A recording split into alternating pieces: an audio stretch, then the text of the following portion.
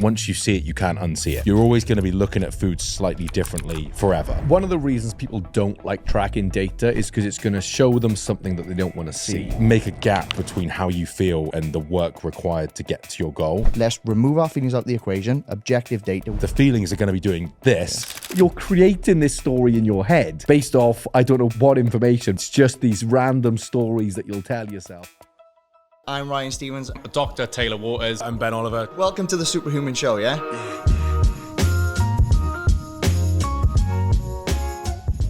What's up, guys? Welcome to the Superhuman Show with your hosts, Ben Oliver, the Doc, Taylor Waters, Ryan Stevens, and Doug.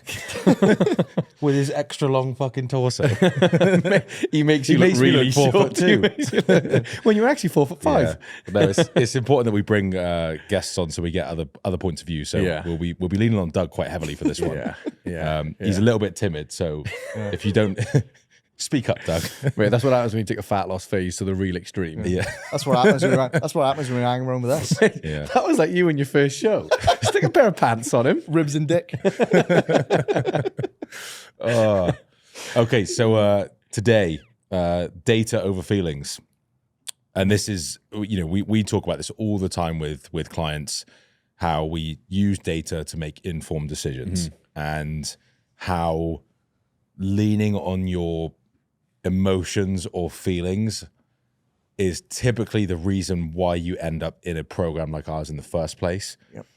And what we try to do is detach you from those feelings initially and look at the facts and the objective measurements and almost recalibrate your feelings to kind of almost align with that data. So then, long term, we don't want every client having to track everything objectively forever. But it's one of those things where it's like, once you see it, you can't unsee it. Once you start weighing your food and looking at the calories of certain foods, you're always going to be looking at food slightly differently forever. And then when I always say this, when people talk about intuitive eating or the people that lean on it, they've normally tracked their food for like a decade. Yes. And they say, I eat intuitively. It's like, you're just intuitively fucking counting. Like you're not leaning on your feelings. You just don't use MyFitnessPal anymore. Yeah. But the people that are looking at those guys haven't tracked their food. And they go, well, I'm going to eat intuitively. It's like, you're intuitively 300 pounds. Like if I ate by intuition, like there would be Sour Patch Kids in my lap right now. Like, obviously, I didn't share any with fucking Doug, but I would literally be, I would be snacking constantly because, especially, I mean, for me, like food has always been like comfort. Like if you're stressed or you're tired, like, and I'm a foodie as well. Like I love trying different foods and things. So going by like, I'm just going to eat what I feel like. Like I would literally like a bowl of gravy. Like it would be terrible. It's like when you go off your feelings, they'll take you towards like what's comfort or what you know. Yeah. Even if what you know hurts you type thing. Yeah. Whereas like if you go off data, it's objective. Takes So- your emotions out of it. When we say data, like Taylor, what are kind of like some of the key metrics or data points that we collect with clients to not just to measure progress, but kind of just to look at trends? Well, it's when you look at behavior change, self-monitoring of behavior is like one of the key behavior change techniques that you will use. So from a fat loss standpoint or from a body comp standpoint, monitoring of food. So there you've got calories, you've got macros, you've got protein and calories, whichever way you want to split it. You've got monitoring of body weight. You've got monitoring of steps. You've got monitoring of training sessions, and it can keep going. There's monitoring of body measurements, there's monitoring of body fat percentage, there's monitoring of sleep, steps. Yeah. And I think there's also a rabbit hole that you can go down where you're now tracking so much data, you're not relying on any intuitiveness. Where again, things like, I'm not a big fan of things like the Whoop, because if I wake up and I feel good. But then my watch tells me that I'm quite tired. I'm like, oh man, I'm tired now. Yeah. And whereas again, I don't think that holds like any embedded suggestion benefit now. Yeah. Or you feel like shit, and then your Whoop is like, you're 100% recovered. You should get after it today. And you're like, but I feel like death. Yeah. But also like with things like Whoop and like I've got the Oura Ring, which has been great to kind of look at my sleep and stuff. But even I'm aware of it. like tracking data for the sake of tracking doesn't help anything. Like we were talking about the other day, where clients will weigh and track their food and track their steps and things, but they don't adjust them. And so they get frustrated while they're not making progress. But it's like, you're not using that data to like change anything, to change your behavior. And so, you know, people will they'll go through their Whoop and be like, oh, like my recovery is this, my sleep is this. And then they go about their day and they're still watching Netflix till midnight, eating right before bed, like no sleep routine, even though their sleep is crap, like based on their Whoop. And so if you use the data to adjust things, it can be really useful, but you'll get to the point that it'll be like, you're just tracking for the sake of it. And I'm personally, I always view it as like, what's the least amount of data that we need to track in order to make a good decision to get you close to your goals? And as we progress, we might need to track more things, but initially we might not have to track anything bar like one thing, like steps or how many meals a day did you eat? Like just like like servings of protein, things like that. We don't have to go from naught to, we're going to do macros, steps, resting heart rate, sleep, hydration, you know, because it can be really overwhelming for someone to be like, fucking hell, I need to, one, it's a lot of stuff to look at, but two, they're like, I didn't realize how shit I was at everything, and that makes me feel bad.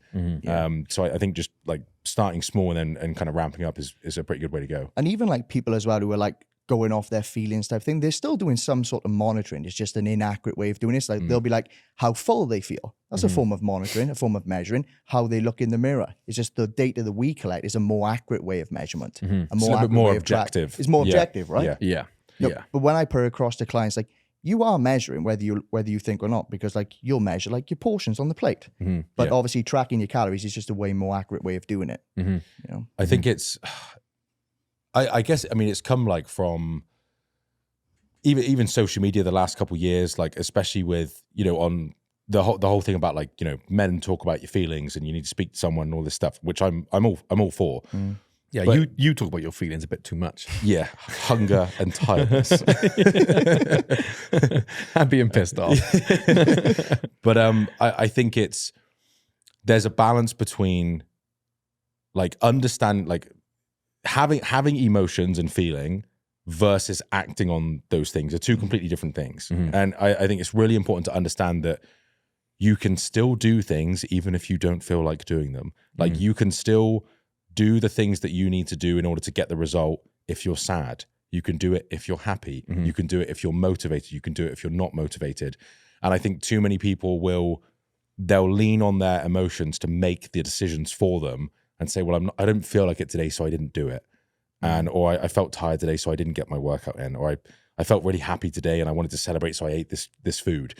And what we try and do is kind of just make a gap between how you feel and the work required to get to your goal, because the feelings are going to be doing this, but the work is pretty consistent. The work is pretty set in stone. The same job needs to be done to get the outcome. So it's like, do you want the outcome or do you not want the outcome? And I think like that was like Alex Hormozy talks about this a lot, where it's like you can, if you, like Layla's saying, it's like, fuck your feelings, follow the plan. But like when you understand that you can do the thing regardless of how you feel, I feel like that's a superpower. But the only thing I would add to it though is you don't want to dismiss those feelings, because if you're always feeling sad and you can go, well, yeah, but I can still do my plan. It's like, yeah, you can, but you're always feeling sad. So we probably need to have a conversation about that. But in the meantime, it doesn't mean that you need to put everything on hold till that gets addressed. And I think that's the, like, you know, when people are like, oh, I felt hungry, so I ate. It's like, well, you can feel hungry and not eat, you know?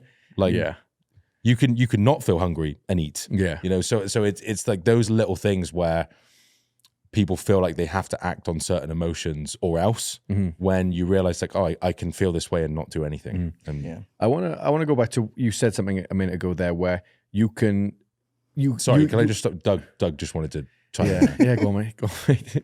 Mate, you went to he's similar gonna legs. You went to Jose. I thought it was Jose. Similar mate. female legs. Wait, bald, thin legs. Jose. Brown. But no, carry on. Yeah, it's when you were saying about how you only need to track enough data in order to get the outcome that you're looking for. And that's like sometimes like I'm looking at someone's nutrition tracking and I can see that it sucks. But I'm like, but you're also making really great progress anyway. Yeah. So it's like, I don't feel like you only need to track enough in order to get the job done. Because for me, I'm like, the job is not to be really good at tracking data. The job is just to make progress. And if your current method of tracking is good enough, well, then that's fine. Yeah. Like, we don't need to go anymore.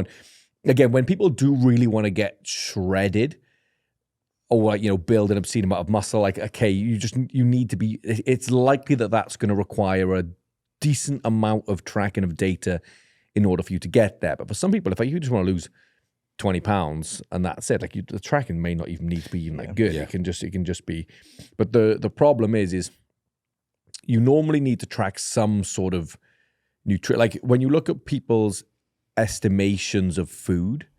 So like there's research on even nutritionists, when they try and report how much they consume, like they will often underreport, 30, 40, maybe as high as even 50%. And it's like, well, if that's people who their general understanding of nutrition should be to a decent standard, and they are underreporting consistently at that percentage, how do you think someone is who doesn't know that much about nutrition? Yeah. And so when someone says, the thing is, I didn't track on the weekend, but I feel like I did a good job.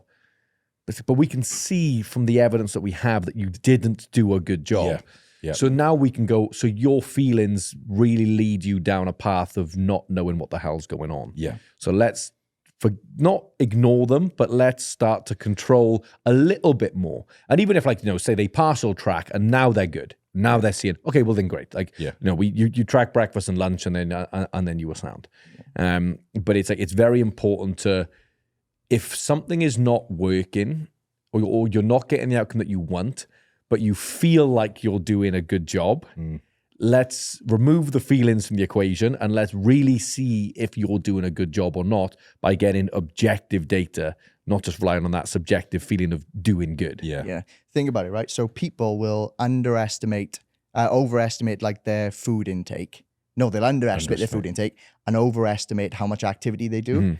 Look at it from a physical standpoint, right? We all underestimate how much body fat we have and overestimate how much muscle we have, right? Because that's what we want to believe, right? Going off our feelings. Whereas if we're not, like Taylor said, if we're not getting the outcome that we want, let's remove our feelings out of the equation. Objective data, we can clearly see then if we're moving in the right direction or not. And we've got accurate data where we can make informed decisions then. Yeah. I mean, I've had check-ins where, again, with the part of our check-in process, we compare what were their calorie to macro targets, what did they actually hit, and then the notes would be like, I feel like I did a good job hitting my numbers this week. And obviously I don't say this to a client, but in my head it's like, well, you fucking did or you didn't. Like that's why we use numbers. It's like going, I feel like 7 is close to 8, and it's like, well, we fucking look at it. It's like it's one away from it. And so and it's the same thing. It's like, I feel like I'm stronger in the gym. It's like, well, did you lift more weight? Yeah. Like, because I'm looking at you lifted less weight. So how did you feel stronger but not lift more weight? So it's almost like there's certain things which they are just purely objective, and like how you feel about them is completely irrelevant. And so like that's what we try and do is look at those objective things, like like body weight and trends over time, like lifting in the gym, like in terms of performance. And, I feel like I was good with my water intake today. It's like, well, how much did you drink? Like, what was our target? How close were you to it? And and one thing you'll see is it works two ways. You'll have people that objectively they're miles off, but they'll go, I feel like I did a really good job this week. And I'm like, where is that feeling coming from? Like, what metrics are you looking at to say that you feel like it was good? Was it that just you felt good in and of yourself, but objectively you missed the mark? And then you have other guys that will go like, I feel like it was a terrible week this week. And I look at the numbers and go, you fucking nailed it. Yeah. Everything. Because they had why do you a not meal feel that was a little bit off. Yeah. And so, but that's where you like teach someone to say like, how you feel about the week is irrelevant to an extent, but like, let's look at the data first, and then we'll talk about why you feel that way, and then have a separate conversation about it. Yeah. But it's a really interesting one because we know a lot of what goes into what we do is psychological, and so to dismiss feelings entirely, I think is wrong, because the whole point of doing this whole stuff is to feel great about yourself, be confident and like change that mindset and identity for like all things positive that you want to kind of strive for. Because if you get shredded, but you still feel sad, you still feel like shit, you still feel tired, like all of these things, then what's the point? But it's, I think, initially starting off, people's intuitiveness or feelings are so far off the mark. We have to kind of just be like, I'm going to ignore that for now. Like, I can intuitively eat very well. Yeah. But the only reason I was able to do that is because I did collect a lot of data over time, which improved my understanding of what is being consumed. So now my intuitiveness is much more advanced. Whereas like someone who's like, oh, I just want to intuitively eat. And it's like, you're not in a position to do that because you haven't built up the knowledge, you haven't built up the skill to make these decisions on a sort of reactive basis. It can help. I think it can help you to a certain point, like, because we always use like finance analogies as well. And, you know, if I said, oh, I want to have more money in my bank account, like I want to save a bit more money, I can not track anything, but I can just try to spend a little bit less and, you know, go for cheaper options of things and maybe buy less coffees and stuff. And I'll probably rack up a little bit, but then there's a clear measurement of how much money did I save. And so if I go, I feel I did a really good job of saving this week, and I go, you're in your fucking overdraft. Like where are you getting that from? So it's like, it may help to a certain point, but then we would say, time to look at your income in and outgoings. Like, let's actually measure it. Because if your goal is to have $1,000 in your bank and you're just going to wing it, like, you're probably going to struggle. Whereas if you go, right, we're going to look at exactly how much money comes in, we're going to look at where all of your money is going each month, and then we're going to do the math and say, if we drop these things and we add this thing, we're going to net 1,000 on this date. It's just basic math. And I think people would be much better off if they looked at their training and nutrition that way versus like, I'm gonna try and feel my way to progress rather than just being objective over it. And it's hard because a lot of times it doesn't feel good. Like it's hard to do. It's like tracking's a tool, isn't it? It's literally a tool, and when you use that tool, it's more of a guarantee that you're going to get to where you want to be. You know, because you have God, I can't get my words out. Go on, Doug, jump in, mate. Have objective data. Whereas, like you said, you can save money without tracking your finances. However, if you track your finances, you're more likely going to get the outcome that you want. Same as like tracking your nutrition. I know loads of people who don't track that lose weight. You know, but if you track your nutrition, you're more likely to lose weight. You can almost guarantee you're going to get the job done. It's a guarantee. Like, imagine getting pulled over for speeding, and they're like, oh, I didn't feel like I was going that fast. Like, well, you were going over the limit.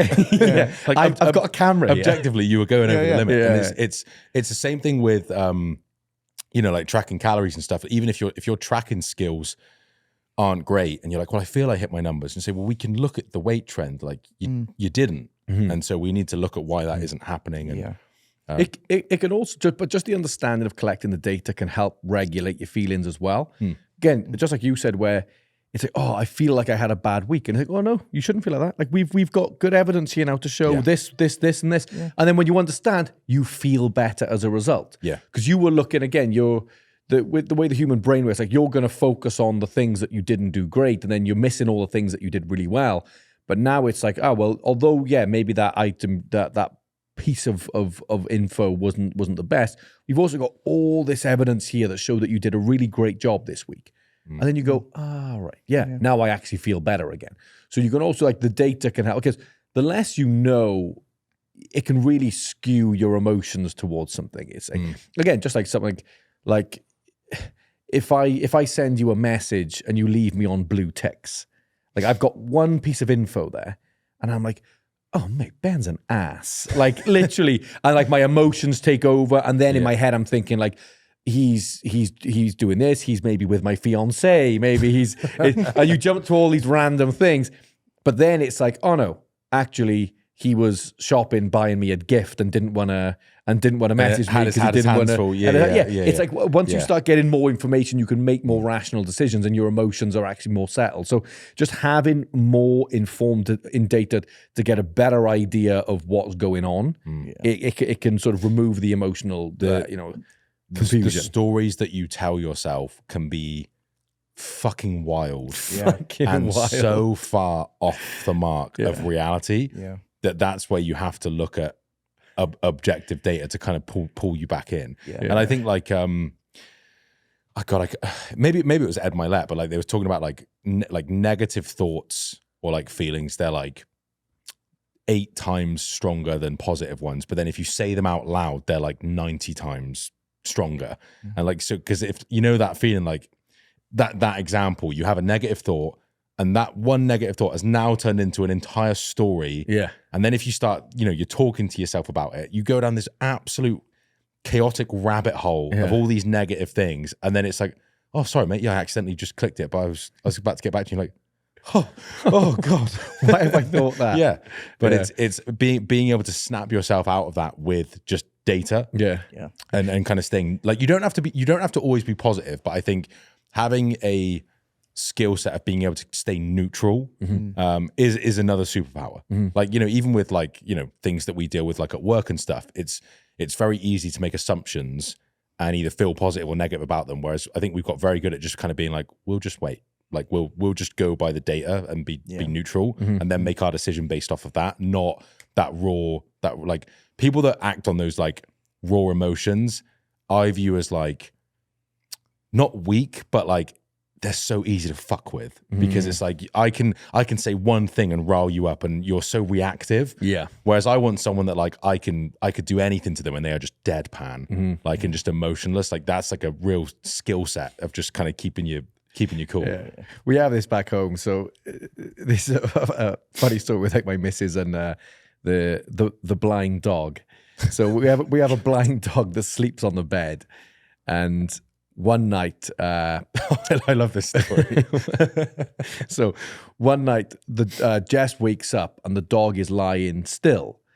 So she goes, Simba's the dog's name, and she goes, Simba, and he doesn't move. And then her immediate thing is, he's dead.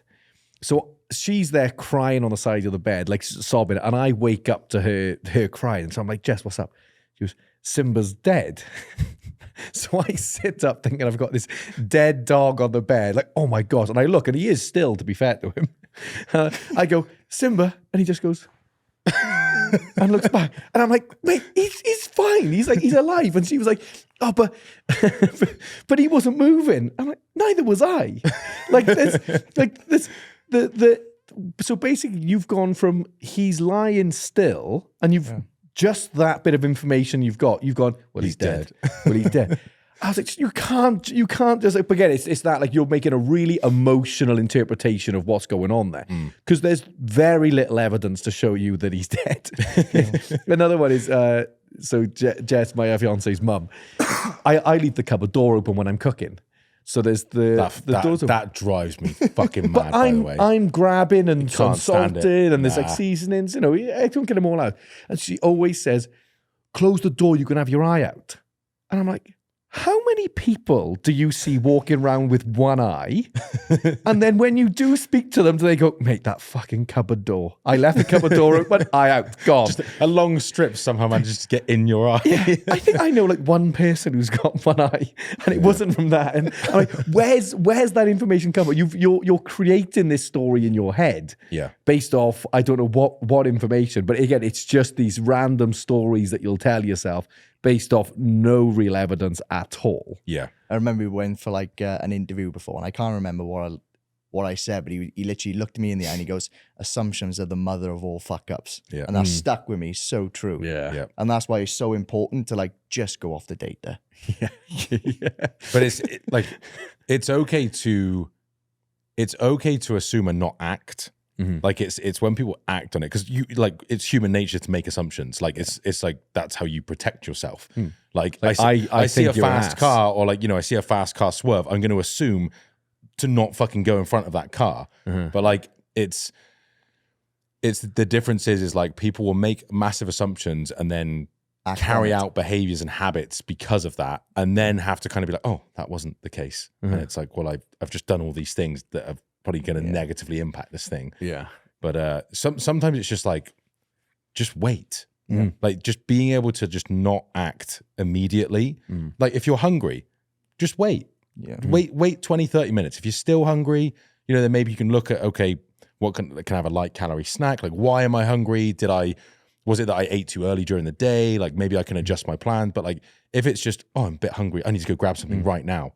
Like you're acting on impulse. Yes. And But are you actually hungry? Sometimes like you just Yeah. think you're hungry. Yeah. Like, and then actually like 5 minutes goes by, you're like, oh no, I'm not. Yeah. I just saw a bar over there and I wanted to go eat something. Yeah. It's And a lot of times how you feel is just wrong. Like there's a American weightlifting coach called John Bros, and he would always say the way you feel is a lie. And he said there's some days where you'll go to the gym and you'll feel like you could run through a wall and you get pinned by 80% of your max. And there's other days where you are limping into the gym, you feel like shit, you didn't get a good night's sleep, you haven't eaten before you train, you're dehydrated, and you hit a PR. And he's like, fuck how you feel, just go show up and give it your all every time. And you never know what you're capable of on any given day. And and when I read that, it was so true, because there are so many times where I've gone to the gym where I'm like, I really don't want to train today. And it ends up being an absolute corker of a session. And there's other times where I'm like, pre-workout's in, I'm hydrated, I've had my pre-workout meal, and the session is just complete wank. And I'm just like, why? Like, why did that? Like, why is that the case? So now it's almost like roll the dice. Like, you really don't know how you're going to perform on any given session. You can stack the cards in your favor, but sometimes you still get a shit hand and you're like, well, oh well. Yeah, There's always tomorrow. Yeah. Like, that's it. So I think one of the reasons people don't like tracking data is because it's going to show them something that they don't want to see. Yeah. So what's your response to, let's talk about it in our context, to clients who are resistant to tracking? Because that's often what like you'll see on the weekend is they don't track because they don't want to see the information. They're like, oh, I don't even want to know how many calories I've consumed. I don't even want to know, how much fat was in that meal. So how do you approach that when people, they are resisting that tracking of data? I would. So a common one is, say, like a female client that doesn't like weighing themselves. Yeah, I think it's quite a really common situation that we have. So first I would ask them about their experience of weighing themselves in the past. Maybe they've done Weight Watchers, and it's like, oh, well, it was like this big song and dance every time we stepped on the scale. And if you didn't lose weight, it's kind of, people will be like, ooh, like, and kind of you get judged and all of these things. And, first I would say, one, thank you so much for telling me, because it's something that's an uncomfortable conversation, but it's good to give me a bit of understanding of like, where are these feelings coming from? And again, feelings are typically going to come from previous experiences and things that you've seen, or like what you've perceived from kind of others.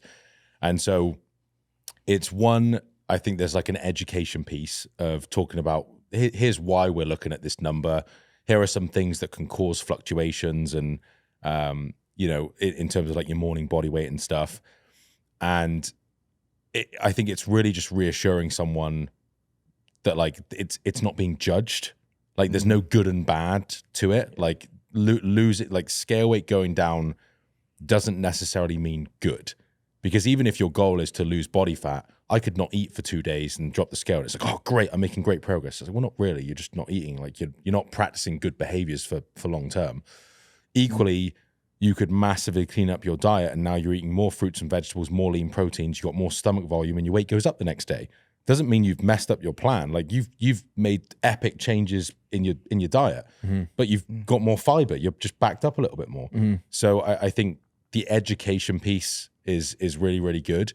If someone is still really reluctant to weigh themselves, then I would say, well, what metrics are you comfortable with doing? Whether it's progress pictures, a waist measurement, or something like that. But you could argue if they're reluctant to do one, they're probably reluctant to do the others, because they're still revealing. They have to look in the mirror and kind of be like, did I execute on the things? And if I'm not seeing what I wanted, am I okay with that? And a lot of times it's people just don't want to face the fact that like they're not doing what they say they're going to do. And it's a shit thing, because no one's perfect with that. We've all said shit and not followed through with it. Yeah. And then other stuff, we've done stuff and not even said we're going to do it. So, but I think it's a tough conversation with a client when you have to be like, hey, like, not in these words, but you're essentially saying you're full of shit. Yeah. Like what you say you do versus what you actually do are completely different things. But you're in denial about it and you're delusional about it. And I'm trying to show you it, and you're like, no, I'm not looking. It gets to the point where there's time to face the music, isn't it? Like this is the reality of what's going on here. Yeah. And awareness is the first step to change, isn't it? And sometimes people don't want to face it. I'll give you another good example though. So often when I'll have a client that comes in first, like the first week, I'll say, just track what you're currently doing and we'll see where you are, right? You look at that food diary the first week and it is like someone who's like a week out going on a bodybuilding show. Yeah. And I'm like, I know you haven't eaten like that previously. Yeah. Because you're down 6 pounds in the first week and you're just eating meat and veg, but yet you're 300 pounds, right? Yeah. You know, but some clients, they will track everything. And like you said, Ben, I'm like, thank you so much for like showing me what you eat. Because now we can eat on more food. But a lot of people, they won't have that takeaway on the weekends. It's like, oh God, I got to show Ryan on Sundays checking what I've actually eaten. So they actually make those changes without me even saying anything because they don't want me to see what they've been doing previously. Yeah. You know, and that, but when the clients that do it, it's like, thank you so much. Now you can diet on more food because you've shown me what you truly eat. It always comes from a place of like being judged. Yeah, and I really was talking does. to one of your clients, Anthony, and he said like it's a cool place where like we can talk about things, you know, even outside of training and nutrition and not be judged. It's just a very kind of like non-judgmental, like no bias, like unbiased conversation of like here's the kind of information that you're giving me. Here's what it sounds like. Let's kind of reshuffle some things, present it back, and we just have a conversation about it. There's no removing the good and bad from it, like good and bad foods. Like if you hit your calories, you're good. If you go over, you're bad. If your weight is up, it's bad. If it goes down, it's good. We remove the good and bad. It just is. It's just data. And then we look at what do we think caused that thing? Is that thing favorable to us towards our long-term goals? Yes or no? Do we want to maybe change that? Yes or no? And if we don't, cool. Are you okay with this thing continuing to go that way? If so, great. Like there's no, like not everyone wants to be shredded. Yeah. And like people try and fool themselves into it. It's like, look, if you're cool with where you are and you want to go off your plan at weekends and you know, you're going to basically have a bit of a groundhog week, but that's how you maintain. Sweet. Yeah. Like if you are happy, I'm happy, all good. It's when you're unhappy with the kind of results, but your behaviors aren't aligning with what needs to get done. And that's where the data comes in. It's like the reason you're likely feeling this way is because you say you're doing these things, evidence suggests otherwise, and expectations aren't aligning with reality. And now we need to realign those things. Yeah. And that's normally where the frustration will frustration comes in when they keep doing the same thing expecting a different outcome. Yeah. You know? It's good. I love this conversation. Like I love it's such a good, because it's like this. Like feelings and data are always like this. You can't just fully separate them. No. And you can't ignore one and just focus on the other. I love what you said there as well, Ben, where you said like, you know, where the person feels like they're being judged is that we just look at the data and you separate the person from that data. It's like, you're not a bad person because you're doing X, Y, and Z. It's like, this is what the data is suggesting. Are you happy with that outcome? Yeah. If so, great. If not, you're going to change There's plenty something. of fucking serial killers that were in great shape. You know, and there's some really good people in the world that are really fucking fat. Like, it's got nothing to do with like your goodness as a person. No. And I think that's really important because like the client will feel like, oh, I'm such a bad person because I did this on the weekend. Whereas we'll go, like, the data is showing this, and obviously we're gaining weight. Are you happy with that? If so, great. If not, oh, should we change something? Yeah. And there's nothing on them whether they're good or bad. Yeah. You know? Yeah. I think sometimes the frustration though can come from the realization that what the data is showing is they're not willing to do what's necessary to get the outcome that they want. So again, for example, it's like in order to get, you know, really shredded, you might have to bring your calories sub 1800. And then they're looking at their diet and they're like, oh, well, in order for me to get sub 1800, I'm going to have to remove X. I'm going to have to potentially not go out on the weekend and eat out. I'm potentially going to have to do this. And they go, but I don't want to stop doing that. And then they get in that conflict of, I want this outcome, but I'm not willing to do this behavior. Yeah. And I think that's where people can really get frustrated, where they've got this skewed perception of what's realistic for them to get this job. And that is something frustrating. It's like, I really wish I had this, but I'm also not willing to do this. And that can be just as frustrating. But it's like, at least now you can start to come to terms with it and be like, oh, well, now I've realized I'm not willing to do what it takes to get this outcome. And maybe that sucks now, but over time I'll be like, yeah, no, I'm just not willing to do it. That's where like it's not fair feelings come in as well, where maybe you have to diet on lower calories than your friend who's eating twice as much and is getting leaner and isn't really having to try as hard, and you're like, it's not fair. Yeah, like Ryan, he I got don't, way I more don't feel like shredded doing than it. Yeah, like Doug. And he was eating way just more. fucking Yeah. just- yeah, just fucking just leaning you around. Keep it down, Doug. Yeah, mate. But it's that like it's that feeling of like you're comparing yourself to others, and it's like it's not fair that I have to do all this work to get such a small result when someone else can do other things. And that again, that's where you look at the data, and it's like, well, based on the data that we've seen, in order to achieve the result that you're after, here are the things that we need to do objectively. If you don't want to do them, that's cool. But it's, you know, I could look at John and be like, my life sucks. I'm 5'10". I want to be 6'5". This is bullshit. Or I can go, I'm 5'10". You rounded up from 5'6", you. So yeah, sorry, I didn't take my shoes off. But like you could look at that and be like, this sucks. Or you could say, well, okay, these are the cards that I've been dealt. Deal with it. Yeah. You know, like there's no, there is like, it's a waste of time in that sense of comparison of, you know, and people will do it even not towards other people. They'll get their calories from their coach. They'll go find some calorie calculator online and put in their height, their weight, their activity, and go, well, this calculator said I should be eating 2,600 calories and you've put me on 1,800. Like I should be eating more. And you're like, you were eating more and you were fucking gaining weight. Yeah. So like go eat those numbers and then be underwhelmed with your results, and then you'll come right back. Yeah. It's like you want to eat more, but you don't need more. But it's again, it's the feeling of like, it's not fair that I have to do like work this hard. But fuck me, like there's, you know, even in business, you know, some guys are born into money. Like it's not fair. Like you were born in a poorer area. It's not fair. Some guys timing, they nail it on timing, and they didn't make that wasn't a thought out process. It just happened to be the right place at the right time, and it booms. And some people have to work their ass off and it goes nowhere. Yeah. I think a lot of people will use that card to almost like sabotage themselves even further. 100%. It's like, oh, it's not fair. Ryan has to diet on more calories, therefore I'm going to go and eat pizzas all day. Yeah. It was the best thing. And I think my dad always kind of said it like tongue in cheek, because, you know, it'd be like if I wanted to get a new toy or something, and he'd be like, no, you're not having it. And I'd go, it's not fair. And he'd go, life's not fair.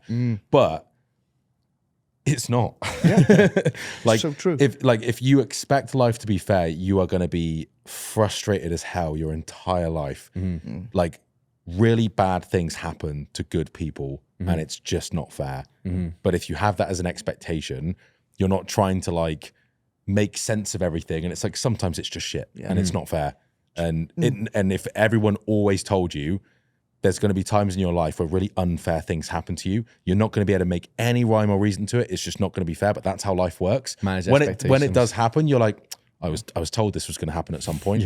Like it's not fair, but like I'm experiencing it. Whereas if someone's like, everything's fair, you know, it's always, everything's going to balance out in the long run and stuff. And then when it doesn't, you're like, who the fuck told me that? Like, and you're upset, you're frustrated, you know, and it's like you're really unhappy. But again, managing expectations. It's like you can always be fair to yourself, can't you? Like make the best decisions you can with the cards you've been dealt. You know.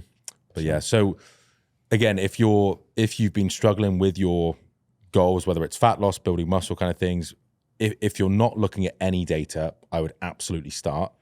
Otherwise, you'll end up like Doug. Yeah. Objective data, though. I wouldn't go for subjective data. Objective data. Like you said, you're always collecting some data. Yeah. It's just the subjective data can be awfully misleading. Yeah. Try and use some qualitative data that you can track consistently. Quantitative. Apologies. Yeah. Oh, here's the doctor. Long out of school. Can't fucking spell though, can you? Saw his Instagram post. What was it? Addition. Additionally. It's fucking Harry Potter, Diagonelli. But if you proofread my work for me, I can't spell or talk now. There we go. But yeah, start looking at some objective measures. Try and remove that emotion from the decision making. And honestly, the easiest way to do that is to find a coach. And they can help just separate that, whilst also addressing why you're feeling the way you're feeling in those situations as well.